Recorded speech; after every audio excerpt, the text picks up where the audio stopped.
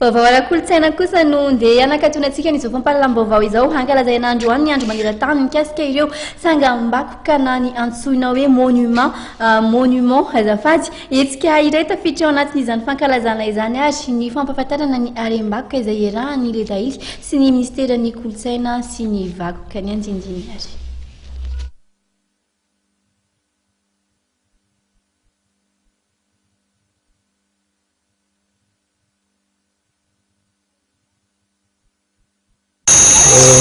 Toerana manan-tantara no manamboditsiro moa zany ny fisian'ny ataontsika hoe fonenan'ny Prime Ministre Raila Arvin, izay Prime Ministre nandritra ny ataontsika hoe vanim-potoana ny fahampanjaka eto Madagasikara zany.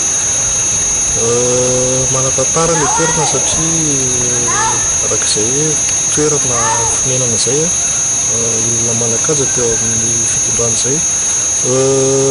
Na ny maritrano na ny zaridaina atao anatiny zany dia hitana ny hasarobidiny ny zany hoe harem-bakoka zany tsy tena afa-tsy ny velaran'ny ataontsika hoe ny tanàna zany manana refy amin'ny 9 hektara eo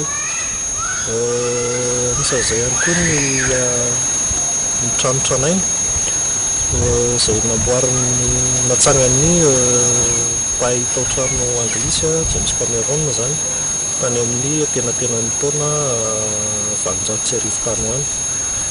Raha jerevana ilay trano dia miendrika hita ho ihany taratra ihany ny ataontsika hoe maritrano malagasy, misy an'ilay tafo roa mifamaly fa ny mampiavaka azy zany dia manana an'ilay forme litera I ity trano ity.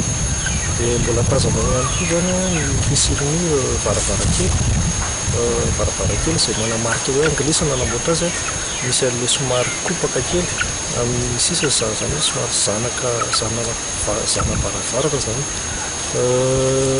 Ankoatran'izay toerana ihany koa zany izy ity tamin'izany fotoanandro fanaovan'ny Prime Ministre fandraisana lanonana sy ataontsika hoe lanonana sy fety isan-karazany zany. Mampiavaka ity toerana ity ihany koa ny zaridaina izay ahitazana karazana hazo sy zava-maniry maro. Amin'izao dia hita fa mihasimba ny foto-drafitr'asa ary mila fanamboarana mba ahafahana misintona ny mpitsidika malagasy sy ny mpizahatany. Misy misy fotoana taloha kely zany misy fiaraha-miasan'ny commune Antananarivo renivohitra miaraka tamin'ny région Île-de-France. Zany hoe mazava ho azy moa zany fa ny ministeran'ny kolontsaina zany dia manana andraikitra lehibe ihany koa fikarakarana toerana. Tsara ho marihana fa hetsika maro no tafiditra anatin'ny fankalazana ny andro androany. Tena hoentina ianamarihana an'ilay izy samy manana ny hetsika tsirairay avy, ny ataontsika hoe ny olona manana andraikitra asa ao anatin'izay, fa ho anay manokana zany dia fampahafantarana ny olona ny fisian'ny harem-bakoka izay mbola vitsy-pahalala. Izay zao no nataonay mandritra ny androany na mbola hitoeram-pitso ihany koa ary ilay izy. Dia ny tena ataontsika hoe ny olona entanina amin'izany moa zany dia isika malagasy, vitsy ny malagasy mbola matsapa ny ataontsika hoe ny harena ananantsika ny lafin'ny tsangam-bakoka ohatr'itony dia ihany koa zany ny ankizy mpianatra, satria zarina dia mbola kely ny ankizy zany mba fantatra ny ataontsika hoe ilay harena fonosin'ireny zavatra maro isan-karazany ireny mba ahafahany miaro sy mikojakoja azy ao aoriana.